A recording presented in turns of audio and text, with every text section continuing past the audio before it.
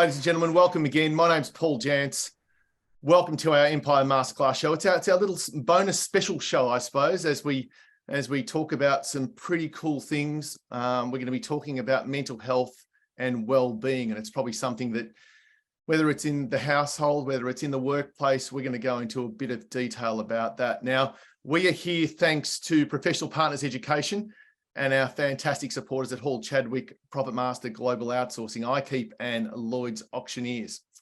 Now, the other great thing about this is, and I know there's a number of people that are joining us, there's a number of firms that are joining us. We've got representation from Gothenburg, from Germany, New York, Manila, Singapore, the UK, and of course, a lot of you guys from Australia. So a massive thank you for all of you that are joining me today with my special guests. I'll introduce them to you shortly as I share a little bit about what we're going to be doing today. So look, the subject matter is about how we can create more and more awareness of mental health, and certainly in the workplace, well-being in the workplace. I know there's a number of firms that have also suggested to me, and I've welcomed it, that they're sitting there in their boardroom with their team as well. So we want to be able to, and again, we're going to use a little bit of this, and I know Rochelle will talk about this, shine a light. And I saw again where, from an emotions point of view, it's all about shining a light on suicide prevention. So we'll talk about a little bit about that as well very soon. Now, two amazing individuals, and I'm very proud, I'm very happy, I'm excited, different emotions, I suppose, which I'm going through, but all about what we can do today to share a message. And I think one of the key things that, you know, from an emotions point of view, and you'll hear Rochelle Rich talk about this today, and it's about towards zero suicides. And that's what we want to do. And it's all here, you know, there's a whole movement taking place in the US at the moment, and now in Australia towards that zero message. And today's about continuing to spread that message. Again, it's been a tough week for everybody as well, certainly, you know, with everything that's been happening in the media recently as well. So it's important that we continue to share this as much as we can with all of you that are online, and then of course through all our social platforms as well. A quick background, because I think it's important that I'll share a little bit and then let our guests share a little bit about themselves as well. And, you know, I've been lucky enough to find, let's call it the push-up challenge, number one. Certainly through some personal challenges and heartache that I've been through. I think it's really important that, again, friends that reached out, and a big message and a big shout out, I suppose, to Melissa David. I know Mel's a big fan of the show and been around my circles now for a few years, which has been fantastic. And it was during COVID. It wasn't a great time for me. It was a birthday month as well, because the push-up challenge is during the month of June, and it was not a great time for me, but the push-up challenge gave me a really good focus of what I can start doing to get my mindset into where it should be. Reached out to some friends, some colleagues, they all got involved. We raised probably not as much as I'd like, about $1,100 in our first year, certainly me personally. But it was more about the process and about learning about what the push-up challenge is all about. And I can't wait for Nick Hudson to actually share more about that soon. And then it was in this space where I wanted to do more. And I was lucky enough that I happened to find Emotions.org. I happened to find Rochelle Rich to again, another brilliant story. Again, it's about let's call it a movement, to have the insights to some of the key things that Rochelle, with her story that she'll share, and the emotions characters, there's about 20 different characters around luxury paper goods, everyday household products that we use, whether it be toilet paper, tissues, wipes, paper towels, and the ability to have conversations. And I suppose that's what it helped me with, the ability to have conversations. I've got 3 young boys, and for us to sit around the dining table every night, and we do this religiously. It's every night we talk about what have we learned for the day. So every one of us needs to go around and talk about what we've learned for the day. And number 2 is we talk about how we're feeling. And it's something that we as males probably don't do as well. But having 3 boys, it's a very male-dominated alpha family here in the Jantz household. So it gave us the opportunity to actually talk about that and about how we're feeling, whether we're happy, sad, angry, frustrated, doesn't matter, but it's about what we can do then to overcome that as well. And that's what you're going to hear today. So I just wanted to share a little bit about how these 2 individuals have touched me in my life, and hopefully they can have a similar impact on all of you that are online today. Let me welcome our amazing guest, Rochelle Rich, Nick Hudson. Welcome. Thank you very much, Paul. It's great to be here today. Fantastic. Thank and you. Rochelle, how are you? Good, and thank you for the beautiful introduction. Yeah, look, I was, and funnily enough, I saw, if we can talk about it, I'm not quite sure if we can talk about it, but I saw a really heartfelt video from you this morning as well, which I thought, wow, it was just absolutely amazing. So again, something, if we can talk about it, I'd even love to even share that with the audience after this as well. I don't know if it's on socials or whatever, but it's just something that was very, very timely, I suppose, considering I saw that about an hour ago. Oh, thank you. Yeah, it will be released. That's from someone in our team, Steve, who is unbelievable and who's pulled together bits and pieces of our story into 3 minutes of a real tear-jerking mission that so many people have been connecting with. So yeah, I do. I look forward to sharing that around. Fantastic, fantastic. Well, Nick, we'll start with you. Firstly, congratulations on everything you've been able to do. But what I'll do is, are you okay to share a little bit about you? Tell us a little about you, the story. That'll be fantastic for all our guests. Yeah, very, very happy to. How long do I have? True. Let's cut it down to we've got a lot to get through. If you can get through it in 60, 90 seconds, fantastic. Yeah, no worries. So I'm a Melbourne boy, so please don't judge. Grew up in Melbourne, studied engineering, been sort of, I guess, very connected with numbers and science my whole life. And a few years ago, I had my own run-in with mental health, my own challenge with depression. And I guess from that, I've since changed how I've looked at life and looked at what I do with my time to get more people engaged in mental health. So through my own challenges with depression, I thought, all right, well, let's do something about this and let's get more of the Australian community involved in mental health. About 6 years ago, actually 7 years ago now, myself and some mates decided to get our beach bodies back for summer, and we challenged ourselves to do a lot of push-ups over a month, and it worked quite well. We developed a little app and to keep track of our push-ups, and yeah, we all smashed out our goal. What we didn't appreciate before this little challenge we set ourselves was just how much that challenge would keep us connected over that period. So from that, I thought, all right, maybe there's something in that. So decided to build the push-up challenge a little bit by bit, but it wasn't until my own significant run-in with depression, I thought, all right, well, hang on, I've got some time here. I was coming out of some fairly heavy surgery. I had some time off work, so I built the push-up challenge to be what it is today. So this is we're coming into the 7th year that we'll be running, and come a long way over that time. So I've now transitioned from being an engineer in the mining industry to working in health and putting all my time into all my spare time pretty much into health. So very interesting pivot for me, but something I've thoroughly enjoyed, and here I am now with a bright orange yellowish shirt on rather than the classic blue collar or collared blue shirt that you see walking down the terrace in Perth. Yeah, very true, very true. And mate, again, congratulations. And I know, it's been a massive part of my life for the last 3 years. And I know Rochelle did it last year as well before she got a little bit sick. And look, it's an interesting one when you talk about the ability for your mates all to get together, because I think that's the great part when you're a part of a team. And everyone that's online, I'm going to share some stuff how you guys can get involved in this as well at the end. But the ability to get involved, and I don't know, we get competitive in part of a team, don't we? And the ability for people to check in and for people to share what they're doing, whether it by nowadays with everyone's got phones and videos and everything that we can do.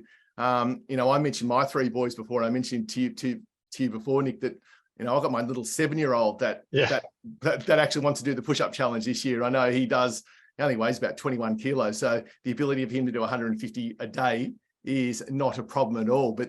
And he's a determined little man, but trying to get the other two involved is just as important that we do it as a family this year. So we're looking forward to that. Oh, that's awesome. Yeah, I love that. My 5-year-old did it with me last year too. Oh. Yeah. Speaking of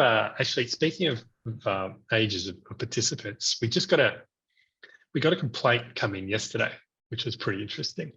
The complaint was from a participant who was registering, and they couldn't select their year of birth to the registration process. Well, hang on, what's going on here? And their year of birth is 1918. So we've got a participant who's what's that, 105-ish, 104, 105, something like that wants to take part in the event. So we're having to change our system so that we can accommodate. Goes back. The Centurions. Amazing. Yeah, it's incredible. So from 5-year-olds to 105-year-olds. That's wow. Yeah. Outstanding. Mate, let's talk about that. Let's talk about the link between the physical activity, can't even get that out, the physical activity and the mental health side. Yeah. So look, there's so many studies out about this. You know, one thing they keep coming back to, people looking at mental health, depression, anxiety, and the like, is that exercise is so important. And we're not talking about being an Olympic athlete here or someone that can lift, bench press, double their body weight. It's about getting out there and staying active, which could mean going to the gym a few times a week, going for your walks in the morning, that sort of thing.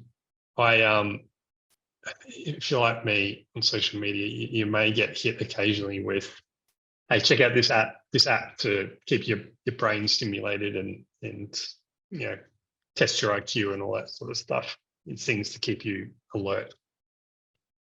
Over time, it proved just to be not overly effective.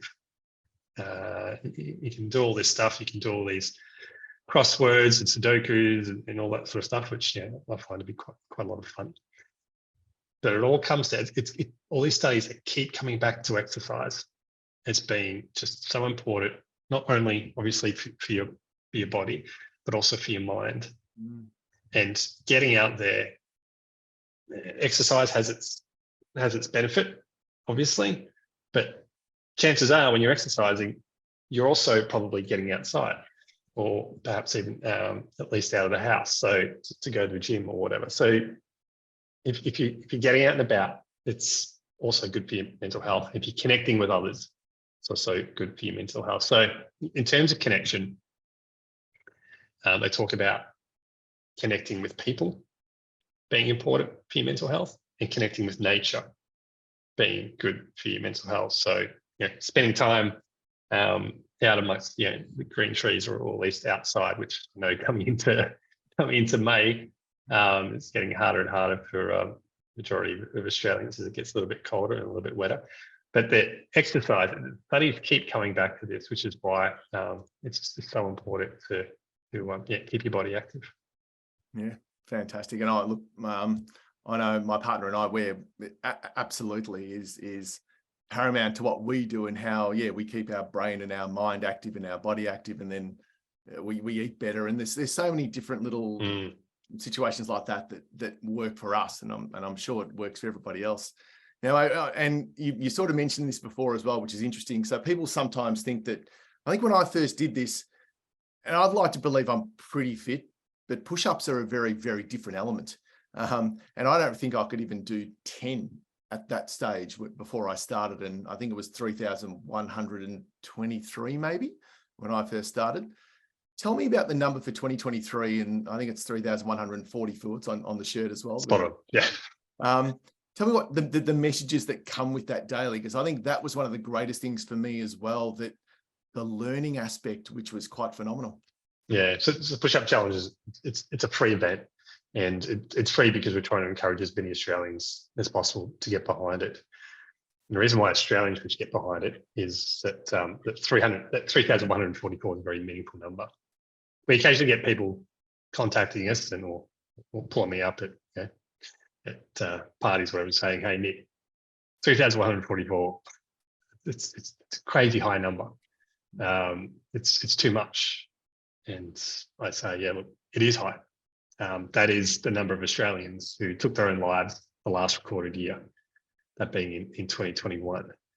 So it's a lot of push-ups, it's a lot of suicides, and we want to do what we can to shine a spotlight on that number, to get people talking about mental health, and then over time, hopefully reduce that number. Yep. So that number itself it's pretty heavy. It's pretty significant. Throughout the event, the target number of push-ups per day varies. All right, so it's not the same number every day. It varies from day to day to represent a different mental health statistic or fact or takeaway. So we're trying to engage participants around some of the things you mentioned, Paul, around exercise, of course, around diet, around sleep, around connecting with others, and all those important things. So through the event, the target varies. It might be 90 one day, 120 the next, and 80, 150. So it varies, and people get an opportunity to learn about mental health along the way. Yeah, I think that's one of the great things. I certainly, from my point of view, that I continued to find out, and I don't know, just things that you tell scenario. It's what you don't know. It's that can sort of resonate, but then share that message as well, which is just so important, because you're right. There's people, or let's call it community, and we're going to talk about community in a second, but there's people that you want to connect with because you want them obviously to donate to the charities that are supporting this, and certainly the charities that Emotions support as well. And it's one of those key things, I believe, that the more that you can share with your friends and your family, the more that they are educated as well, and they are along for the ride. And yeah, it is a lot. And I think every single day that I do it, and I talk to my boys about it, the importance of it as well, whether it's, one day can get up to as high as 190 or 195, or we pushed past 200 last year, I think, as well. Yeah, it's a couple of days beyond 200. And look, that might sound like a lot, but if people split it up over the day, yes, it's quite manageable. And you can take on alternatives if you like as well. So it doesn't have to be push-ups. You throw some squats, lunges, and that sort of thing. But yeah, I'm sorry to say there's going to be a couple of days this year that are beyond 200. But then you get a rest as well. You get a rest, and you can, on your Sunday off, you can bank a few if you want to as well, which we did as well. So you can work through it, because you're right. The idea is, if it's 200, you don't have to do 200 at the same time. You can actually split it up. That's right. Yeah, absolutely. So yeah, very achievable. Yeah, let's talk about community and let's call it the connection of early intervention into mental health. And I'll throw to Rochelle for her comments as well after you've thrown to this. How important is the community and the connection in early intervention? It's just so important. Our mental health services in Australia at the moment are stretched. If people want to see a psychologist, it's the waiting lists can be high. So what we're trying to encourage are people to help themselves where they can, and help their local community, or help out their family and friends who might be going through difficult times. So, and that's not easy for people to do, and we're not suggesting people take on the roles of a psychologist or a service provider out there, who are obviously very trained and very good at what they do. What we're trying to do here is build in some protective factors early on, by getting people educated, by encouraging people to exercise and all that good stuff. So the chance of them, unnecessarily working their way through that potentially escalating mental health continuum is reduced. So we want to be more in the preventative space. It's part of the push-up challenge, as you mentioned before, Paul. Participants have the opportunity to fundraise. And this year we're supporting not only our own foundation, but also Movember and Lifeline. Lifeline are up, the more sort of serious end of the continuum. We're answering calls for people when they're in their darkest hour. Movember are a bit more up to the preventative side of it, which is, we're up to the education and the preventative end as well. So we want to do what we can to reduce the burden on Lifeline going forward in other similar services. Understanding, of course, that they do a fantastic job, and if people need to reach out to them, they should absolutely do that. Yeah, 100%. And Rochelle, you've done a bit of work as well with, sort of with Lifeline. Do you have any sort of comments around that community and connection? Oh, absolutely. And I second that. A lot of the work that we are now focused on is in the prevention space, because that is where we can stop that spiral of people feeling unwell, needing to see the psychologist, ending up calling Lifeline, and really act early so they don't need to experience any of that. And also about community and connection. The really insidious thing about mental health issues is it separates people from their community. They feel alone, and a community helps promote resilience and connection, and is that first barrier with the prevention side of things. So before things become more severe and difficult, before people feel isolated, that our community is what helps us feel more understood. And so much more research is needed into what actually causes mental health issues. And we are all focused on that, and that's through our alliance with the Black Dog Institute. Scientifically backed, proven tactics that can help somebody avoid the train wreck, so to say, of going down that path. And it really supports not just them, but the people around them at the same time, how to help your friends and family, because we're all human. We all go through things. It just doesn't have to get so bad. Yep, it's so true, isn't it? From both of your points of view, what's some of the key things that people can start doing, I suppose? And we've got teams that are online as well and listening to this, whether it's obviously in the workplace, there's in like in the house as well. What's some of the things that we can start doing? Just Nick? Yeah. So policy in regards to sort of mental health preventative space, that sort of thing. Yeah. Yeah. Okay. Well, apparently there's two things. The two things that have been coming up, at least in a couple of studies around improving people's happiness, are volunteering, number one, and number two, dancing. So I'm not sure if there's many volunteer organisations out there that promote dancing, but that may be the epitome of this. And I'm not suggesting workplaces drag out a mirror ball, in the near future. But you could check out the budget for next year. I guess it's time to budget for 2024, isn't it? But volunteering is been again and again is a great source of happiness and fulfilment for a lot of people. And I know a lot of workplaces out there offer sort of volunteering programs, maybe not the small and medium organisations, but a lot of the larger ones, which is just fantastic. Larger ones do this. Yeah, brilliant. Volunteering also is fantastic for meeting new people, usually getting out and about, developing new skills, doing things you wouldn't normally do. So I'd certainly encourage volunteering, connecting with people, and of course, separate to that, exercising. Particularly in a team environment. So that I think I moved city a while ago now, and I needed a way to get to know people in the local city, and I hadn't considered it until some mates pointed it out. They said, "Oh, you should just join a sporting team there."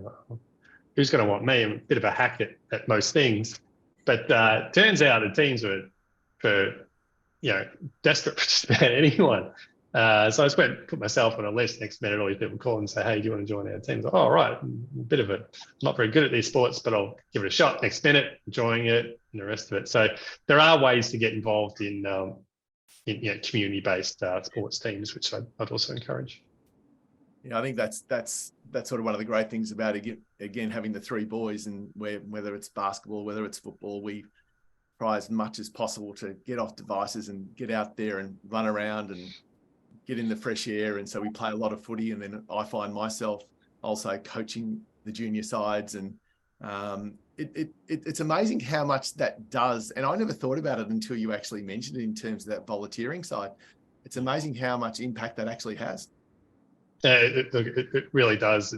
And Paul, taking on the role of a coach for a local sporting club, I reckon that particularly your kids are involved. I reckon that's the ultimate there in terms of connection, getting out, contributing to community, volunteering, doing some stuff with your family. Yeah, I reckon that's fantastic. Yeah, brilliant. Anything you need to add to that, Rochelle? Anything you'd like to add to that? Look, I second that. Something that we always ask people to do. In the case of emotions, there's three things. We ask people to spread the word and support us and share that they're buying our products because they love them and they want to help share the message. But then we'll always follow on with checking in on a friend, keeping an eye on your community and volunteering for a cause. So we're very connected to Lifeline being one of our partner charities, and we know that they are taking 1.5 million calls a year, and so they need volunteers there. But if it's not for you, there's so many other places that you can go. And then, on a more personal note, I also like to think of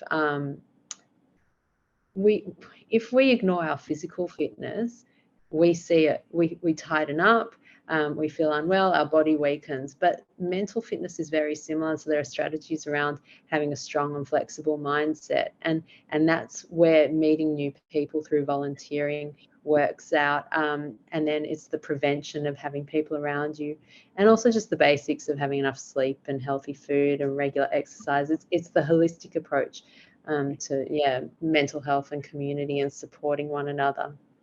Michelle, sorry. No, go ahead. I just add to that, like the sleep that you mentioned there, which I think I failed to mention earlier. It's just people just ignore it. Like they just discount it so quickly. Yeah. And it's being able to get your, it varies from person to person, but call it 7 to 8 hours ish per normal average person. It's just so important. And I don't know how many times that it's 10, 11, 12 o'clock, whatever, and I'm like staring at a screen. Oh, I'll just finish this. Look, I don't think once have I switched off a movie or a show halfway through the episode or whatever, gone to bed and waken up next morning and regretted going to bed that 20 minutes or half an hour earlier and not watching the last episode of whatever it is. Yeah, I haven't regretted that ever. What I do regret is watching the rest of it. Oh, really? So I think prioritizing sleep, getting that fundamental sorted is just, and I know it's not easy for people with kids and the rest of it, but doing what we can there is, Rochelle, I think it's a really good point. Yeah. Kids, that's the difficulty and why parents need that little bit of extra support whenever possible. Absolutely. And look, the other thing, just sharing a little bit about my three again, if you get them, we've got basketball, we've got swimming, we've got footy. You get them doing sport after school and they go to bed early. Bliss. They're tired. Bliss. Oh, that's your technique, right? You've hacked it. It's absolutely brilliant that, they're telling me, oh, Dad, I think I'm going to go jump the shower and go to bed. Sounds great to me. So those little things all help towards you getting your sleep, because you're right. Devices, computers, these sorts of things, they don't help our brain. There's plenty of science that says we got to switch our brains off so that it relaxes, so we can fall asleep. We even set a rule here, having a 13-year-old and devices, pretty hard. And I see other families struggle with how they control the fact of devices. So we've got a rule that, and we spoke about it as a family, that all our devices will sit in the living area as opposed to our bedrooms. Because I know my 13-year-old's Snapchat account just beeps every bzz, bzz, bzz. Yeah. It's ridiculous. So I don't want that in his room distracting him, because I think this is probably the path that I see as well in terms of us educating young people. If we can get this prevention message, to people that are younger, we know that again, you guys might have better stats on this, but the female statistics between the ages of, let's say, 11 and 15 or 16, and my partner, she's in healthcare as well. So as a practitioner and a doctor, she sees the anxiety that comes with all of this as well. So how can we start educating, even at schools? I'm trying to do more at my kids' schools to say, how can we do more to educate? Because if we can do that when they're younger, maybe they know how to deal with things when they're a little bit older, as opposed to my age now. Yeah. Yeah, I think. Look, I know teachers already have like heap on their plate, and I do find it interesting. Like there's a cartoon or a meme going around that shows, you know, maybe 30 years ago, a parent-teacher interview, and the teacher, you know, it's animated, it's exaggerated. So the teacher yelling at the parent 30 years ago, whereas now it's the parents yelling at the teacher. At the parent-teacher interview. I find that quite amusing how that's changed. And look, there is a lot of pressure on teachers in the whole education system, but the more we can do in that space, and teachers have a responsibility, just as parents have a responsibility, the more we can do in that space to to improve the mental health literacy of younger people, so that they're sort of equipped, they're resilient, all that good stuff. Yep. Then hopefully the better off as they become older. 100%, and it's probably a nice little segue into you, Rochelle, because one of the things that I did, I'm lucky enough to live across the road from the primary school here, so where my boys go to. So I know when I spoke to them, I supplied their classrooms with all the emotions tissues, so that yep. And then tried to again share the message of what this is about, what emotions is about and what the characters are about. So it's probably a nice little segue for you to share a little bit about you, and how the message that you're continuing to share on all platforms. Sure. Well, in the case of children, it's a very good way where, and in any age group, one of the things that we've done is we've taken a product that everyone's using anyway all the time, tissues, paper towels, and we've designed the packaging to give that message around the mental health and fluctuating emotions and how normal it all is, and quietly put it there for people who, like you were saying before, I've got a young child. It's not lost on me that the only few minutes in the day I've really got is to sit and take a look at this quietly in the bathroom. And it's that quiet education on, yes, this is something that we're all going through all the time. These are the names of the things, because kids don't know how to say that they're disappointed sometimes. They'll go straight to angry. And giving them the vocabulary, and in the case of people who may need to call for some assistance, there's the logos of our partner charities who are Beyond Blue, Lifeline, and the Black Dog Institute. Lifeline in the case where they may be feeling vulnerable, but the Black Dog Institute, Beyond Blue, they have amazing resources that you can Google away and see, I've identified how I'm feeling, what are some strategies around that? And so it's a holistic approach on the packaging, quietly, beautifully in the house, ready for when people need it, in the workplace, to remember it's there. Because I can tell you, when things get stressed, when life is messy, the last thing you're really thinking about is what to do, who to call, and how to get it done, especially if you've been to a GP and they've said you're not going to be seeing somebody in a timely manner when you needed to see them last week, let alone in 6 months' time. So the product packaging is just to kind of help with normalizing it, but also moving ahead into what people can do, open the discussion and privately adjust that rather than making too much noise around it. But saying that, everyone loves it and tells everybody. And so there's been, a lot more noise than I ever thought. Yeah. Sorry, you go. No, that's okay. It just started off as a small idea to get some emotions and feelings characters together on a chart for my young son. And now it's out on all the packaging and lots of people are relating to it.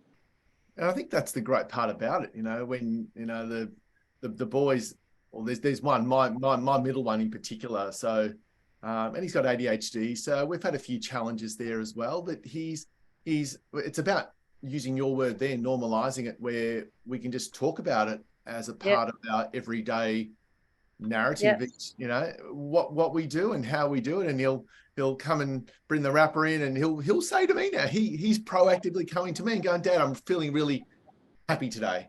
Or he might say, I'm a little bit sad. I say, why are you sad? And then we'll talk about why he's feeling sad. And we talk about it, sort of maybe over breakfast, as opposed to stopping and making a big deal out of it. We don't do that. It's just a part of our normal conversation, which I think is fantastic.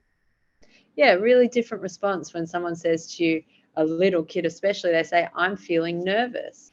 And Yeah. then you know how to manage it a lot better than I'm feeling disappointed. Okay, so what's happened to bring you to that point? And how do we move forward through it? Such an important point. Well, the nervous one came up the other day actually because he had school sports, so he was a little bit. He was nervous, and it's like I would never have known this unless we actually spoke about it. And I said, "Oh, so what are you nervous about, mate?" "Oh, we've got cricket today, Dad, and I don't know. They're sort of relying on me a lot, and I don't know if I'm that good." And see how already he's building in. I don't know if I'm that good. Yep. And then you can reword that with him, and it's his internal talk, and then it becomes his mental health later down the track. Yeah. Yeah. So important just to have those conversations. And I'm grateful that we can do that. But that, like anything, like everyone online and whoever's got families, it just doesn't happen. It happens because you continually work at it as well. So it's important that, again, here's some solutions, the things that you can bring into your household, just as important. And also as well. Sometimes. So there's the solutions aspect, or there's sitting with it going, yeah, that's how you feel right now. Yeah. Recognition and moving through. Yeah. I might get you to share a little bit about this because I know you're passionate about, let's call it the message about zero road toll.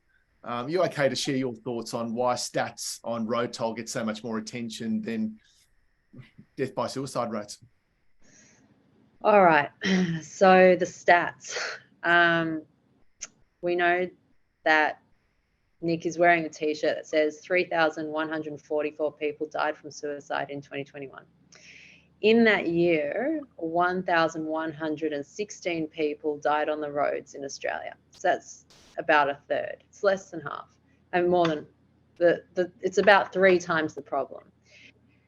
So there's a lot of investment into reducing the road toll, and it's been very successful at reducing the road toll over the years as well. So that's one of the things that Emotions is now really focusing towards is it's a known message. People can relate to it, understand it, and with the right efforts in place, we can also reduce the suicide rate. And then I also have my own personal opinion on it. And actually, it's quite widespread. It used to be that we were told don't talk about suicide because it's catchy. That's no longer a belief system. It's just because it's so painful for anyone who's been touched by loss or mental health or suicide. It's so unbelievably painful that for a while people wanted to be quiet in case it was catchy, but I can assure you now all the science shows that the more we talk about it, the more we shine a light on how people are actually going, we can solve the issues rather than under the rug. Yeah, well said. Well said. I'm not sure if you've got any thoughts on that, Nick. Yeah, look, I guess our journey with the journey towards zero, if you want to call it that, in the suicide prevention space, our journey's only just beginning. In terms of, well, it's been there for a long time, but in terms of our maturity in this space, we're decades behind where we are with the road toll. So yeah, and you've seen that road toll come down, since they started doing things like introducing or making seatbelts compulsory and all that sort of stuff. So it's going to be a journey, but it's begun for Australia and for other countries too. So through things that Rochelle is doing, for instance, and some of the charities just mentioned, Lifeline, Movember, Beyond Blue, Black Dog. We've got a crack at doing good things here. Yeah, brilliant.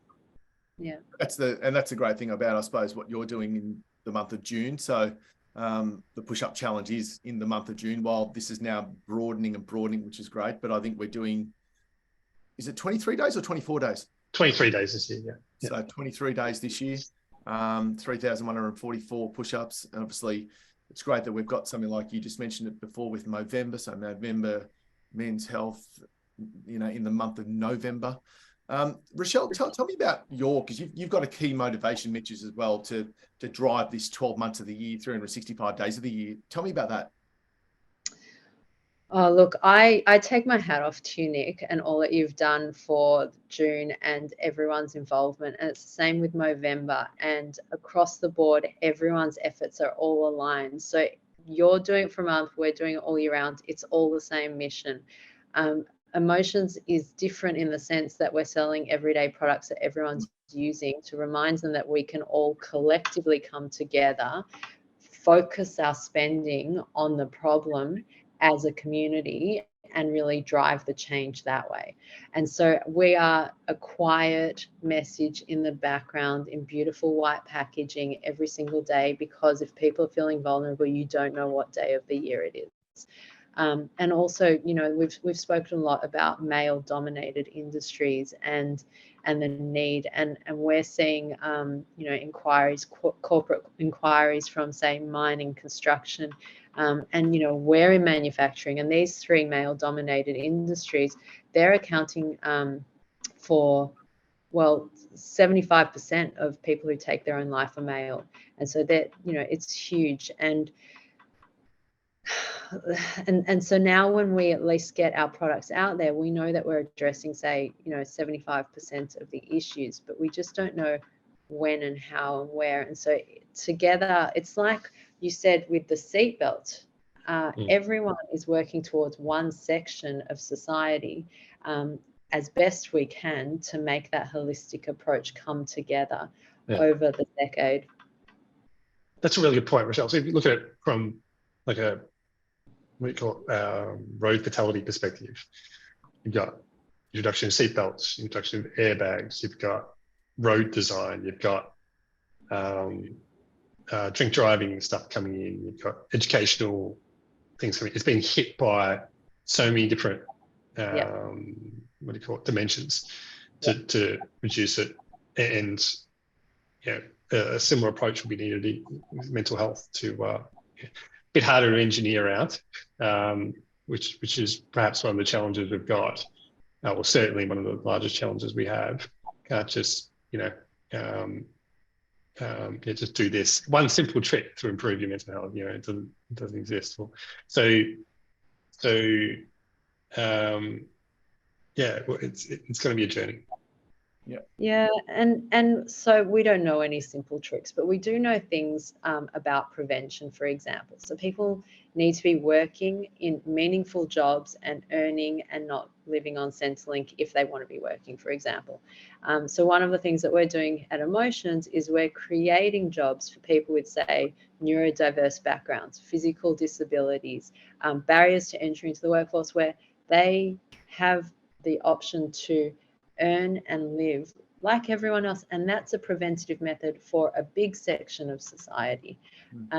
You know, there's so many things that we can all do and that we're trying to put into policy now within Emotions. And from the early days, all of our products always sustainable, eco-friendly, because part of taking care of ourselves is taking care of the planet. And so for whatever area we can focus on as an organization, we're doing our bit to support a few extra people as the company grows, and knowing that other corporate citizens will make decisions similarly. And that's where we see prevention sitting right now, until more scientific research, more data-backed decisioning comes through to tell us what we need as a society. Yeah, well said. And I think they're all the different things that we can start doing so much. And I think, like you said before, it's not a one-off. It's not just doing it once and think that this is going to possibly go away, because it doesn't. You know, we get into different wells, different moods, different, some triggers. There's all sorts of different things. And I think that's why it's so important. I think you've chosen, Rochelle, just with, I don't know too many households that don't have tissues and toilet paper. I know we struggled to get it about 2-3 years ago during COVID, and that's probably when you created this company. But that's the driver. That's an important driver just as much there. Sorry, I got someone at the door, which isn't helping. So it's those sorts of things that, you know, you can continue to drive by having that around you. Yeah, and that's what our intention is, to expand the product ranges because we just want to be diverting as much of the spending and pledging and donating. Our pledge is to donate 50% of the profits to support these mental health organizations who are the professionals at making the change. No, well said, well said. So look, there's probably a couple of things that I'd love to go through now and just share this with people, and everyone can comment on this. If you've got any questions, happy for you to drop it into the Q&A as well, please, if you have any questions to either Nick or Rochelle. And probably this is the next stage for all of you guys that are online as well, to say, well, what can I do? If you're doing something, can you do more? And the answer is always yes. Okay, so what can you start doing? What's a starting point? Look, I'm gonna challenge all of you guys that are online to join me as a part of the push-up challenge. Whether you want to create your own workplace challenge, which I think is really good, and I think, Nick, there's always a lot of different workplaces that are doing it in the workplace, as in their push-ups. So it's always and they make it fun, and they're doing some good videos, and they're posting it. They're creating a culture of fun, which is a fantastic thing for any workplace. And you don't always need to be at the office to do that as well. So I know I saw a post from Melissa David even this week. She's traveling around the world at the moment and in weddings, and I think I don't know if she's online or not, but she was doing push-ups at some park the other day, and I don't know what country it was, but it looks stunning.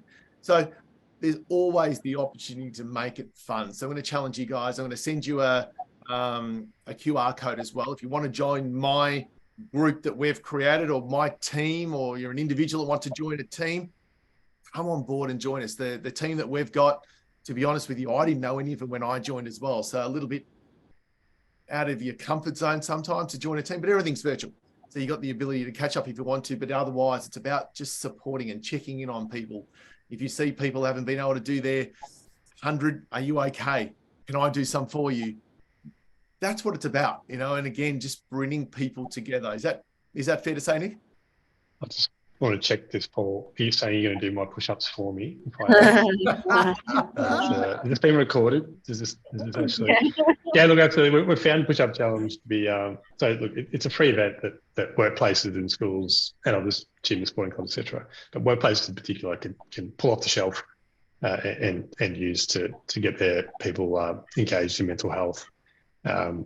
If the full amount of push-ups is too much for people, that's okay. They can take on half if they want, half of the 3, 1, 4, 4, and alternatives, as I think I mentioned earlier, like lunges and squats, etc., are quite allowed. So we provide workplaces with materials that they can use. They can go at it hard if they want. They can take a lighter approach in terms of engaging their people and getting involved in it. But it's as you said, you push-ups in the park, you can do them at home, you can do them in the office. I know a few workplaces that have push-up stations they've created, which and some places have. I was at a mine site in regional WA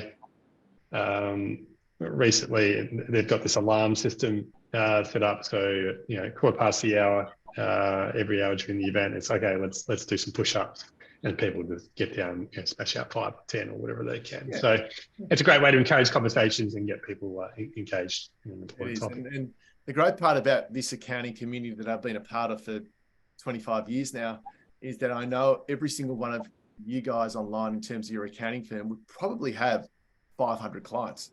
Okay, so think about the impact that you could have with your clients by just getting out a message, and whether you're including them, whether you're encouraging their workplace.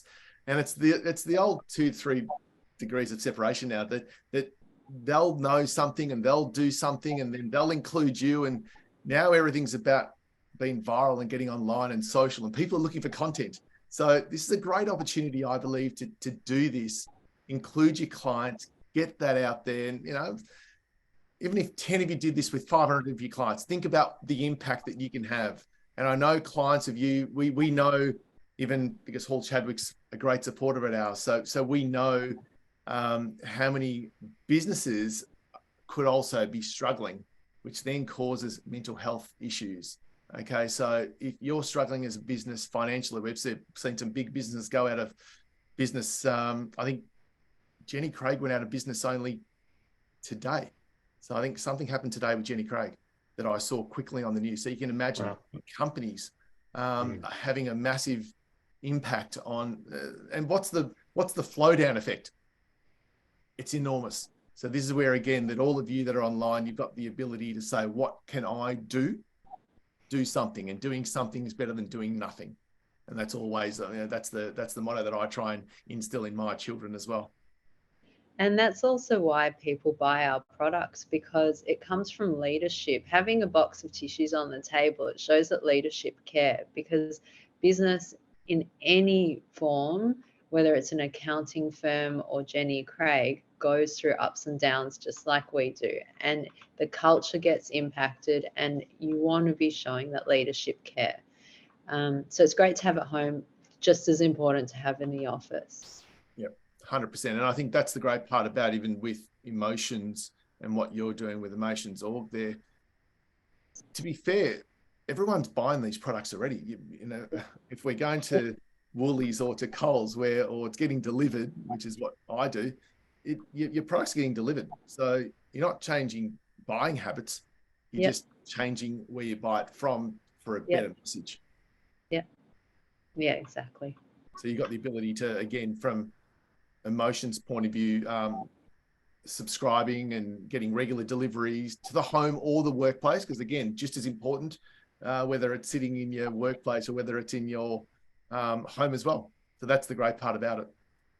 I don't think we've got any questions, which is good. So we'll keep going. We've got about 7 minutes before we wrap up. Look, I suppose just talking about that, because as we move into, call it, wrap up stage, what's something, Rochelle, that you would like to, call it, pledge, call it, what's a key message that you would like to get out to everybody that's online? Oof, what's a key message to get out to everyone online? Big question. Okay. We're all highly interconnected, whether we realize it or not. And yes, we are all resilient, but it seems to me, from my personal experience, that no matter how resilient we are, we're all impacted by mental health one way or another, either ourselves or through a loved one. You actually can't hide. We live a long life. And so these are the sort of things that, even if you educate yourself on, it's hard when it happens. And my introduction actually to you, Nick, was last year through the push-up challenge as well. Thank you, Paul. But my number was 3,139. It was 2020, and my niece died from suicide. And our date was the 17th of May 2020, and it's nearly 2 years as an anniversary now. And so I did those push-ups, and I got COVID, and I lost about 10 days there. So I couldn't do all of the push-ups, but I was, incredibly impressed by the statistics and the messages every day coming through. So even when I was in bed, I was checking out what you'd done, and the amount of information and the amount of the different corners of the world that this all touches. I would go as far as saying my message here is, I mean, it's a bit, what's it called? I'd say that mental health issues could be the number one issue in the whole world. They have roots in war, in poverty, in all of the major issues that we're all trying to address. So if we can focus on it and put our time and money and skills as a human race into fixing this, we're actually making steps in a lot of different areas. So yes, it is early days. Yes, the road toll is way ahead of us. Nick, you're 7 years down the track. I'm 2 years in. But, together as a community, we can make some serious change. Well said. And Nick, Rochelle was lucky she went first. Unlucky, lucky or unlucky. So what's the question? What's the one main takeaway? One main thing people can do? In terms of comments, a key message that you could leave with someone or leave with our audience? Yeah, look, I'd say, so if the audience is, these are workplaces, then giving your people something fun they can do, which has meaning, and purpose. People are purpose driven, right? You hear of these, I know, Yeah. bit of a cliche story, but people, who win the lotto or whatever, and they end up going back to work or volunteering because they get bored with whatever it is. I'm not sure if I'd get bored, but it would take me a while to get bored. But people need purpose, and if you can find fun things for them to do in the workplace, hopefully involved in their sort of main reason for being there. But if not, because that can be tricky sometimes, you can give them something else to be a part of, which is part of your organization. It will help with employee retention and absenteeism, presenteeism, and all that sort of good stuff. So getting involved in an initiative, hopefully around mental health, but even around something else that gives people a connection with something and a purpose that's perhaps beyond your specific thing in accounting or whatever it is, can be quite beneficial for your workforce. Yeah, well said, well said. And I think whether it's that purpose, the other thing that I know that, so I've been involved in a few of the firms that have looked to create a different culture within their workplace, a different engagement. Engagement with your team members is probably one of the number ones, or number two, definitely, with your people. So we know that this industry, this accounting industry, is very much employee-led at the moment. We know that there's a shortage of really good people in the industry. This is where you've got the ability to do something different, do something fun, create the engagement. Whether you've got your internal social page or your external social page, again, you'll create that with your clients and with your friends. Or again, think about not just clients, think about all of our family and friends that can get involved with this. So all of you listening to this have got the ability to take this to the level which, I didn't think when I first did this, I didn't think that I'd be engaging quite as much as I have. And it's been quite, what's the right word? It's been quite empowering to be able to do this and use a voice to be able to get Rochelle, get Nick online and just continue to share, because that's what this is about. And I've done this now for the last 3-4 years, certainly in this mental health space, this well-being space. But I love the fact that I can do more now and continue to share and continue to have a voice. So I certainly encourage all of you guys to do the same. So thank you, Nick. Thank you, Rochelle. I know we're just getting on to 1 o'clock right now. So if anyone does have a question, let me just quickly check. No? Any of you guys got any final comments? Throw them out if you've got one. Check us out at emotions.org.au. Well said. I'll definitely send a follow-up note to everybody about this as well. So I'll give you the QR code to join the push-up challenge under my little accountants network that I've set up under PPE for Professional Partners Education. I set that up with the push-up challenge guys a few weeks ago. So I'll send that out and check out Emotions. Nick, any final comments? No, just thanks so much for having, Rochelle and I on today, Paul. Really, really appreciate it.